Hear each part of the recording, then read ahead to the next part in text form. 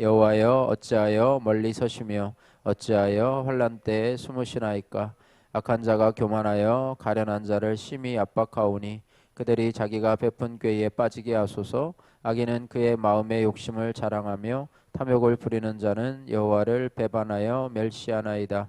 악인은 그의 교만한 얼굴로 말하기를 여호와께서 이를 감찰하지 아니하신다 하며 그의 모든 사상에 하나님이 없다 하나이다. 그의 길은 언제든지 견고하고 주의 심판은 높아서 그에게 미치지 못하오니 그는 그의 모든 대적들을 멸시하며 그의 마음에 이르기를 나는 흔들리지 아니하며 대대로 환난을 당하지 아니하리라 하나이다. 그의 입에는 저주와 거짓과 포악이 충만하며 그의 혀 밑에는 잔해와 죄악이 있나이다.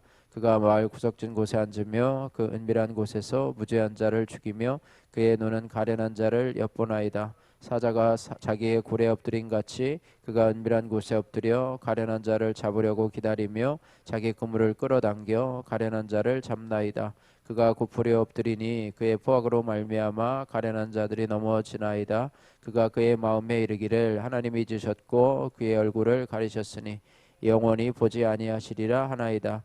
여호와여 일어나옵소서. 하나님이여 손을 드옵소서. 가난한 자들을 잊지 마옵소서. 어찌하여 악인이 하나님을 멸시하며 그의 마음에 이르기를 주는 감찰하지 아니하리라 하나이까. 주는 보셨나이다. 주는 재앙과 원한을 감찰하시고 주의 손으로 갚으려 하시오니 외로운 자가 주를 의지하나이다. 주는 벌써부터 고아를 도우시는 이시니이다. 악인의 팔을 꺾으소서. 악한 자의 악을 더 이상 찾아낼 수 없을 때까지 찾으소서. 여호와께서는 무궁하도록 왕이시니 이방 나라들이 주의 땅에서 멸망하나이다. 여호와여 주는 겸손한 자의 소원을 들으셨사오니 그들의 마음을 준비하시며 귀를 기울여 들으시고 고아와 압제당하는 자를 위하여 심판하사 세상에 속한 자가 다시는 위협하지 못하게 하시리이다. 아멘. 할렐루야. 예, 오늘 시편 1절에서 18절 말씀을 중심으로 해서 감찰하시는 하나님이라고 하는 제목으로 같이 말씀을 나누기를 원합니다. 오늘 본문 내용을 간단하게 요약해서 살펴보면은요, 시인은 오늘 본문 말씀을 통해서 교만하고 또 포악한 악인이 하나님을 멸시하면서 가련한 자를 압박하는 그런 현실을 하나님 앞에 고발합니다. 그러면서 시인은 여호와께서 일어나셔서 손을 들어 악인을 벌해 주시고 또 가난한 자를 잊지 마시기를 간청하면서, 또한 시인은 여호와께서 영원히 왕이심을 확신하면서 겸손한 자의 소원을 들어주실 것을 소망하는 것이 오늘 본문의 내용입니다. 시인은 오늘 1절에서 11절 말씀에서 악인의 교만과 포악을 고발하고 있습니다. 특별히 시인은 이 악인의 특징들에 대해서 여러 가지로 열거하게 되는데요. 이것을 다 소개하지는 않고요. 특별히 오늘 4절 말씀에 보시면 악인은 그의 교만한 얼굴로 말하기를 여호와께서 이를 감찰하지 아니하신다 하며 그의 모든 사상에 하나님이 없다 하나이다, 이렇게 악인의 특징에 대해서 이야기를 하는데요. 특별히 악인은 교만한 얼굴로 말하기를 여호와께서 감찰하지 아니하신다. 또 그의 모든 사상, 또 생각, 이념 속에 하나님이 없다. 그의 인생에 하나님이 없다. 이렇게 말씀하고 있습니다. 악인은요, 특별히 큰 죄를 지어서 하나님 앞에 범죄하는 자들이라기보다는 근본적으로는 하나님의 존재에 대해서 또 하나님의 살아계심에 대해서 철저하게 부인하는 무신론자들입니다. 이런 자들은요, 삶 속에서 창조주이시고 구원주이신 하나님을 전혀 생각하지 않고 그저 하나님이 없는 것처럼 살아가기 때문에 어떻게 보면 이 양심의 가책을 조금도 갖지 않고, 요즘 얘기하면 사이코패스라고 얘기를 하잖아요. 죄를 짓고서도 양심에 대해서 전혀 가책이 없는 사람들, 그리고 거짓말 하는데 너무나 숙달된 사람들, 그런 사람들, 그리고 범죄하는데 담대한 사람들이 바로 이러한 악인의 특징인데, 이 모든 죄악이 하나님이 감찰하지 아니하신다, 하나님이 없다라고 하는 데부터 시작된다고 하는 것입니다. 하나님의 존재를 믿는 것은요, 그 존재 앞에서 우리가 모든 도덕적 또 어떤 윤리적인 어떤 책임들, 그런 것들을 져야 한다는 그런 자각을 동반하게 된다고 하는 것입니다. 그래서 하나님의 존재를 믿으면 그 하나님 앞에서 살아야 되기 때문에 그 앞에서 내가 행하는 모든 죄악이나 또 어떤 불법들에 대한 책임을 져야 하는 존재로 스스로를 생각해야 한다는 것이죠. 예, 그래서 사람들은 왜 하나님의 존재를 부인하냐고 하면은 하나님께서 창조하신 이 양심의 가책으로부터 자유하기 위해서 어떻게 보면은 하나님의 존재를 부인하는, 그러니까 자기 마음대로 살기 위해서, 그냥 자기 원하는 대로 살기 위해서 남에게 타치받고 살지 않고 하늘에 계신 특별히 하나님에게 내가 타치받지 않기를 위해서 내 모든 것을 감찰하시는 하나님 앞에 내가 모든 것에 대해서 드러나는 것이 싫기 때문에 이제는 하나님의 존재를 적극적으로 부인한다. 하나님이 없다. 뭐 이렇게 살아가는 것이죠. 그들에게는 스스로 이렇게 말합니다. 세상에 감독관은 존재하지 않는다. 심판의 날은 없다. 나는 내가 원하는 대로 살 수 있다라고 말하면서 살아가는 자들이 바로 무신론자라고 하는 것입니다. 그래서 양심의 가책이나 도덕적 가책은 쉽게 무시되는 그런 경향이 있습니다. 그들의 하나님에 대한 거부는요, 하나님께서 요구하시는 도덕적 통대 없이 살고 싶은 것, 또 자기가 자기의 욕망대로 살고 싶은 것, 또 그러한 통제를 위반함으로써 오는 죄책감에서 도망하기 위한 것이라고 하는 것입니다. 그러나요, 또 시편 14편 1절과 시편 53편 1절 모두에서요, 하나님이 없다는 자들을 이렇게 규정을 합니다. 어리석은 자는 그의 마음에 이르기를 하나님이 없다 하는도다, 이렇게 말하고 있습니다. 그러니까 하나님의 존재를 부인하는 사람은 어리석은 자라 이렇게 규정을 하고 있는데요. 이 본문의 말은요, 하나님을 믿지 않고 하나님이 없다는 사람들은 이 우둔한 사람들이다, 좀 바보 같은 사람들이다라고 하는 그런 문자적 의미는 아니고요. 정확히 말하면 죄가 많은 사람들은 하나님을 믿지 않는다, 뭐 이렇게 말을 할 수가 있습니다. 다시 말해서 하나님을 부인하는 것은 사악한 짓이고 하나님께 대한 부인은 종종 사악한 생활 방식을 동반하게 된다, 이렇게 말하고 있습니다. 그래서 많은 무신론자들은요, 반대 우리가 생각하는 것처럼 그렇게 바보 같고 어두운 사람이 아니에요. 정말로 똑똑한 사람들입니다. 똑똑한 사람들이에요. 그래서 사람으로요, 하나님을 믿는 것을 거부하게끔 하는 것은 지능이 부족해서나 뭐 IQ의 문제라거나 또 지능이 부족한 것이 아니라고 하는 거예요. 사람으로 하여금 하나님을 믿는 것을 거부하게 하는 것은 자신에게 의의가 없기 때문이라고 하는 거예요. 예, 그래서 많은 사람들은요, 이 창조자가 당신의 일에만 신경을 쓰고 자기들을 그저 내버려 두는 한 창조자의 개념을 반대하지는 않습니다. 통제받기를 싫어하는 거죠. 자신의 죄가 드러나는 것을 이제는 꺼려하는 것이죠. 그 하나님, 그냥 하나님이 자신을 내버려 두기만 하면, 자기 일만 신경 쓰고자 하면, 나를 내버려 두면 뭐 그런 창조자 괜찮다. 그런데 나를 감찰하시고 통제하시고 심판하신 하나님이라면 나는 그런 하나님 필요 없다, 이렇게 생각을 하는 것이죠. 그래서 사람들이 거부하는 이 하나님은 어떤 하나님이냐? 피조물에게 도덕성을 요구하는 창조자의 개념을 거부하는 것이라고 하는 것입니다. 그래서 일부 사람들은요, 양심의 가책과 싸우기보다는 오히려 하나님의 개념을 전적으로 거부하는 쪽으로 나가게 됩니다. 그래서 이런 자들을 어리석은 자들이라 이렇게 이야기를 하는데요. 특별히 악한 자들의 특징은 뭐냐면 교만하다는 것입니다. 교만함이 바로 악한 자들의 특징이라고 하는 거예요. 그래서 이런 자들은요, 하나님의 심판과 징계를 받고 나서도 그것을 인정하지 않습니다. 이것은 하나님께로부터 온 것이 아니다라고 하나님의 심판을, 또 하나님의 징계를 인정하지 않습니다. 그저 그들은 어떻게 그것을 해석하냐면, 뭐 재수가 없었어, 뭐 운이 나빴어, 뭐 이런 식으로 하면서 그들의 사상 속에서도 하나님을 배제하는 것을 볼 수가 있습니다. 그리고 그렇게 말하는 것이 그들의 일상이 되었어요. 그리고 잘 되는 것을 뭐라고 합니까? 운이 좋았어, 재수가 좋았어, 뭐 하나님이 나를 도와주셨어, 하나님이 하셨어, 이렇게 말하지 않고요, 재수가 좋았어, 운이 좋았어, 내가 그런 거에 전문가이기 때문에 내가 미리 다 방법을 써가지고 내가 했어 라고 하면서 자신을 드러내거나 아니면은 운이 좋거나 재수에 그것을 맡기는 그런 경향을 가지고 있습니다. 예.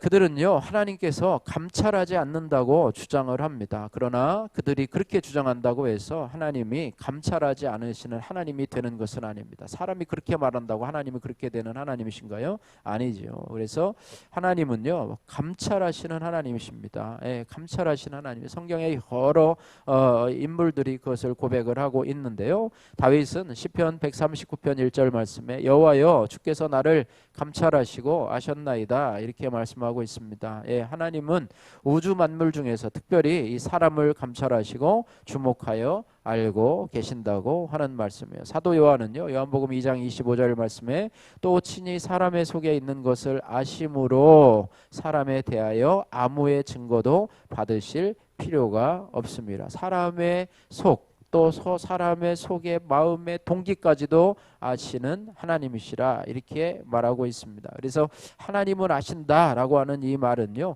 의로우신 하나님께서 반드시 우리의 모든 것을 다 알고 계시므로 신원할 일은 신원하시고 심판하실 것은 심판하신다 이런 의미를 가지고 있습니다.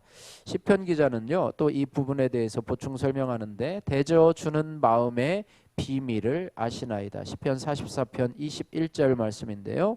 다시 말하면 하나님은 우리의 속 생각 속의 모든 생각까지 꿰뚫어 알고 계시기 때문에 우리가 하나님 앞에서 아무것도 숨길 것이 없고 아무리 하나님의 눈을 피하여 도망한다 하더라도 숨을 곳이 없다 이런 말씀입니다. 그래서 사람은요 이 감찰하시는 하나님을요 좋아하는 것이 아니라 오히려 싫어하고 외면하고자 하지만 하나님은 끝까지 사람을 지키시고 낱낱이 살피시는 하나님이시다 이렇게 말씀하고 있습니다. 그런데 그것이 하나님을 거부하는 자들에게는 그것이 심판이 될 것이고 또 하나님을 인정하고 의로 살아가는 것의 자들에게는 그것이 자신에게 의가 되고 또 하나님에게 우리의 억울함을 토로하는 그런 통로가 될 것이라고 하는 사실입니다. 그래서 성경에는요 하나님께서 우리를 감찰하신다라는 그런 여러 가지 그런 고백들을 우리가 볼 수가 있는데요. 특별히 감찰하시는 하나님에 대한 그런 분명한 고백이 이 아브라함의 여종 하갈로부터 나오는데요. 이 아브라함의 부인 사라의 이 시기로 말미암아 쫓겨나지 않습니까? 그래서 광야에서 굶주려 하고 목말라 할 때 여호와의 사자가 그를 만나 주는데 이 하갈이 그것에 대해서 너무 감격하면서 여호와의 이름을 감찰하시는 하나님. 창세기 16장 13절 말씀입니다. 나를 감찰하시는 하나님이시구나. 아무도 나를 도와줄 자가 없고 이 광야에서 누가 나를 아무도 신경 써줄 수 없는 상황 속에서 하나님이 나의 이런 굶주림과 고통과 아픔을 들으시고 여호와의 사자를 나에게 보내셨구나 이런 고백을 하고 있고요. 또한 야곱은요 자기를 속인 외삼촌에게 이렇게 고백을 합니다. 하나님이 나의 고난과 내 손의 수고를 감찰하셨나이다 이렇게 고백을 하고요. 선지자 에레미야는요 이렇게 고백합니다. 여호와여 주께서 나를 아시고 나를 보시며 내 마음이 주를 향하여 어떠함을 감찰하시오니 양을 잡으려고 끌어낸과 같이 그들을 끌어내시되 죽을 날을 위하여 그들을 예비하옵소서 이렇게 말하고 있어요. 그래서 믿음의 사람은요 하나님의 감찰하심을 깨닫고 인정을 합니다. 그러나 악한 자들은 하나님의 감찰하심을 인정하지 않습니다. 그래서 시편 13절 말씀에 악인들은 하나님을 멸시하여 그 마음에 이르기를 주는 감찰치 아니하니라 이렇게 말씀하고 있습니다. 예, 이처럼요 하나님은 우리의 속마음을 샅샅이 다 살피고 감찰하고 계시는데요. 우리는 이 하나님의 감찰하심에 대해서 참 대수롭지 않게 생각하는 경우들이 종종 있는 것 같습니다. 그러나 하나님께서는 우리의 앉음과 또 서는 것을 아시고 먼 데에서도 우리의 행동과 또 마음의 생각들을 꿰뚫어 보시고 계신다고 하는 생각을 가지면서 그렇게 할 때 우리는 성도로서 우리가 하나님 앞에 우리가 생각과 또 행동을 우리가 조심하고 행동해야 된다. 불꽃같이 같이 우리를 보시는 하나님 앞에 아예 아무도 안 봐 그럴 때 우리는 남몰래 죄악을 행하거나 또 불법을 행할 수가 있는데 하나님은 모든 것을 보신다. 그리고 또 내가 실수로 죄를 범하였을지라도 그 하나님 앞에 회개할 수 있는 그런 은혜가 있게 될 줄로 믿습니다. 그래서 욥은요 이렇게 말하고 있어요. 하나님은 사람의 길을 주목하시며 사람의 걸음을 감찰하시나니 악을 행한 자는 숨을 만한 흑암이나 어두운 그늘이 없느니라 이렇게 말씀하고 있습니다. 그래서 사실요 이 악인에게 이 감찰하시는 하나님은요 사람을 불안한 위치에 처하게 될 것이라 생각을 하고요. 왜냐하면 한순간도 자기 마음대로 자기 소원대로 행할 수 없기 때문에 감찰하시는 하나님을 부인하고 또 그런 하나님 존재 자체를 부인하게 되는 것이죠. 그래서 하나님이 한없이 미운 존재가 될 것입니다. 그러나 성도의 생활은 언제나 감찰하시는 하나님의 인도하심을 받아야 될 줄로 믿습니다. 그거는요 감시를 당하는 게 아니에요. 사회주의 공산주의처럼 감시를 당하는 것이 아니고요. CCTV처럼 그렇게 감시를 당하는 것이 아니고요. 사도 바울은 이렇게 말합니다. 로마서 8장 27절 말씀에 마음을 감찰하시는 이가 성령의 생각을 아시나니 이는 성령이 하나님의 뜻대로 성도를 위하여 간구하심이라. 우리는 우리의 마음 속에 있는 것조차도 알지 못해서 그런 고통도 하나님 앞에 아뢰일 수 없는데 성령이 우리의 마음속을 감찰하시는 성령께서 우리의 어떻게 보면 우리가 우리의 모든 속사정을 성령이 하나님의 뜻대로 우리를 위해서 말할 수 없는 탄식으로 간구해 주신다라고 하는 사실을 보여주고 있습니다. 그래서 이 감찰하신다고 하는 것은요 성도로 하여금 우리로 의의 길로 인도하신다라고 하는 뜻도 있습니다. 하나님은 우리와 동행하고 계시다라고 하는 그런 믿음으로 우리가 감찰하심에 대해서 오히려 감사해야 될 줄로 믿습니다. 사도 바울은 오직 우리 마음을 감찰하시는 하나님을 기쁘시게 하려 함이라 이렇게 말을 하고 있습니다.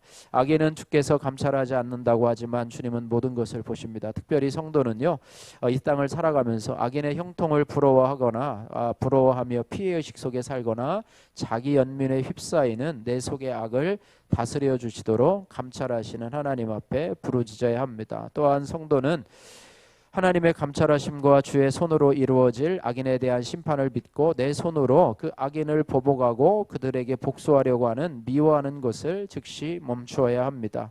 주님께서 특별히 또 내 안에 내 안팎의 악을 찾으시고 진멸하시기까지 내가 주님을 의지하면서 기다려야 될 줄로 믿습니다.